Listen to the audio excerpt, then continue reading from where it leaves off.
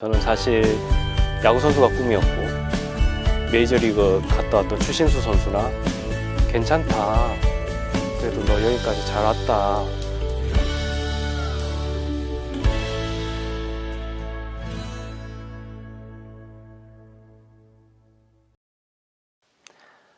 저는 신학을 공부 중인 예수의 연합수사 김정현 요셉입니다. 제 성소는 처음에 제가 성소에 대해 고민한 것은 크게 오래되지 않았던 것 같습니다. 저는 사실 야구 선수가 꿈이었고 그래서 어렸을 때부터 자연스럽게 아버지 손을 잡고 야구장을 갔었어요. 그래서 야구도 잘 했고 그래서 자연스럽게 야구를 하게 됐습니다. 그래서 중학교 때 야구 선수가 꿈인 그런 한 청년이었고 그래서 야구를 하고 있었죠. 그런데 그때 그 사건이 그 뒤에 저의 인생을 조금 다르게 만들었던 것 같습니다. 시합을 하고 있었는데요. 제가 그때 당시 중견수였습니다. 그리고 저와 유격수를 보던 친구 사이에 이 플라이볼이 떴습니다. 그 유격수도 그렇고 중견수도 그렇고 둘 다 수비를 좀 잘하는 포지션인데 둘 다 이제 서로 양보를 안 하고 끝까지 자기가 잡겠다고 이렇게 달려왔던 것이죠. 그래서 둘 다 결국 양보 안 했고 둘이 이렇게 충격 부딪혔어요.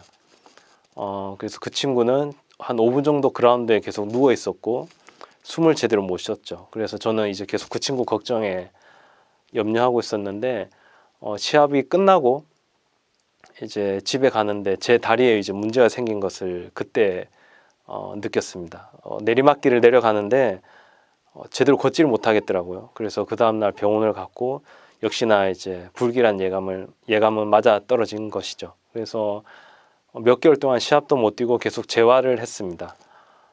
그런데 좀 급하게 또 몸을 만들어서 시합을 계속 뛰었고 그래도 좋은 성적을 내서 그때 당시 지금도 뭐 명문이겠지만 그래도 괜찮은 고등학교에 진학하게 되었습니다.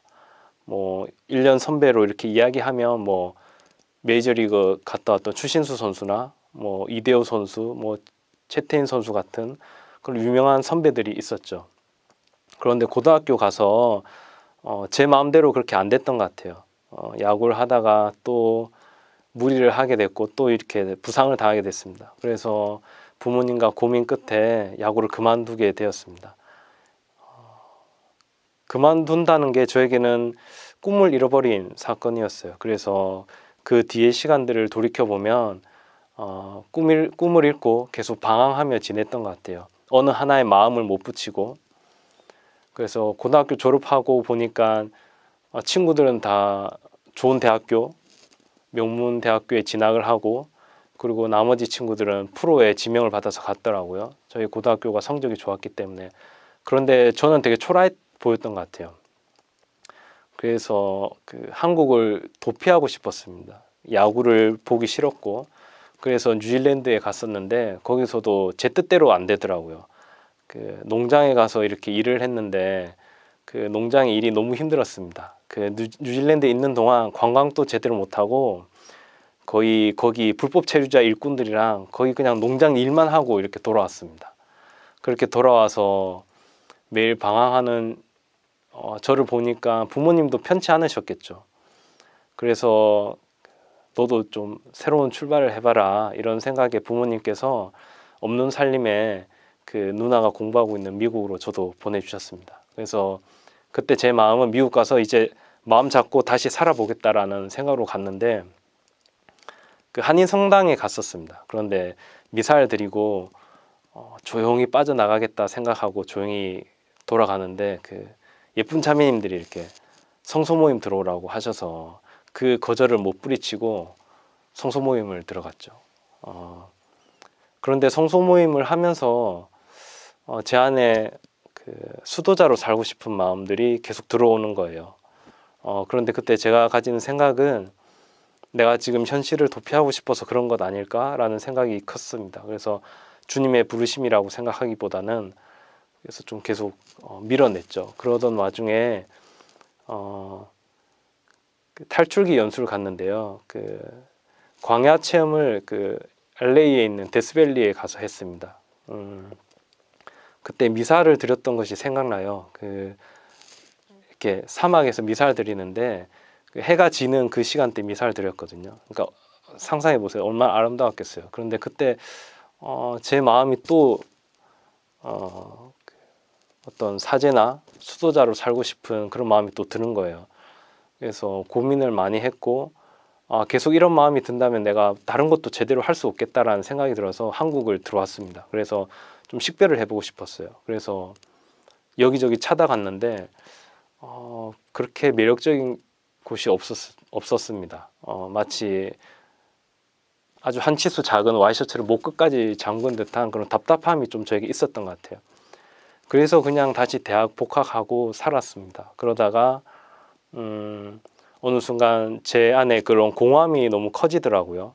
뭔가 채우고 한다고 했지만 계속 공허함이 커지고 제 삶이 조금 무기력해지고 나는 어떻게 좀 살아야 될까? 좀 어떻게 의미 있는 삶을 살까? 라는 질문들이 계속 제 안에 올라왔습니다. 그러던 와중에 아는 분이 예수회를 소개해 주셨습니다.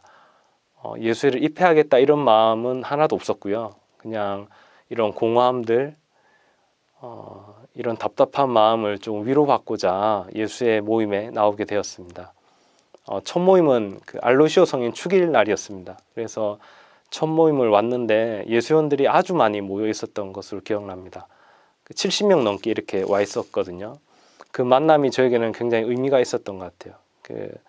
모든 참된 삶은 만남이라고 마르틴 부부가 이야기한 것처럼 예수원들과의 만남이 저에게 좀 특별했습니다. 왜냐하면 같이 미사를 드리고 같이 밥을 먹는데 이분들이 나누는 대화나 유머들이 저에게 되게 신선했고 이분들이 되게 진솔되고 삶을 향유하는 분이다.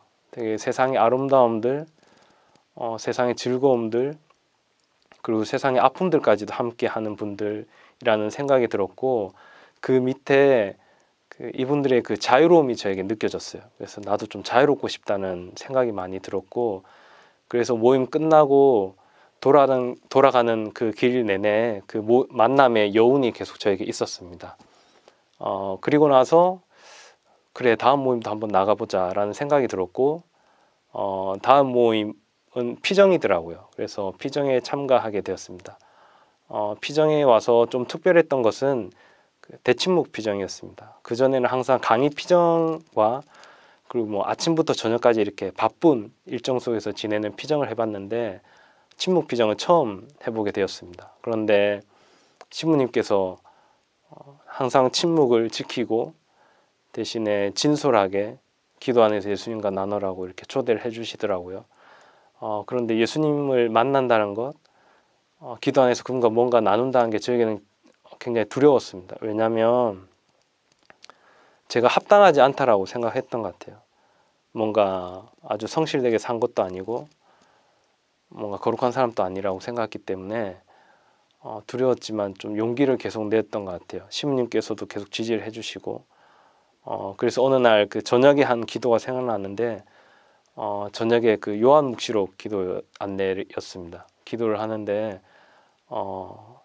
그때 예수님 체험을 한 거죠. 예수님을 만났는데 저의 그 두려움과 합당하지 않음에도 불구하고 예수님께서 저를 온전히 받아주시는 듯한 체험을 했습니다.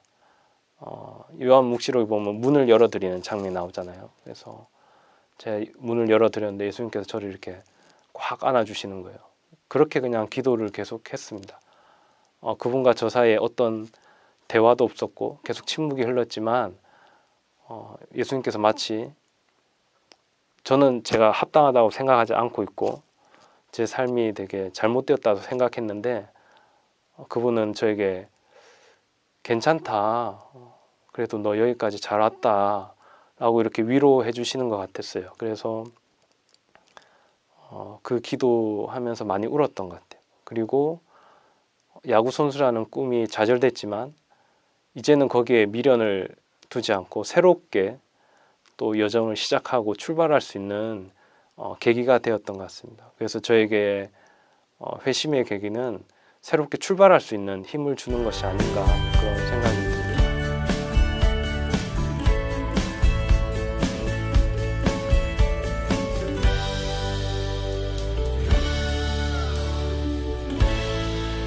여러분이 체험한 그때 그 순간은 어떠셨습니까?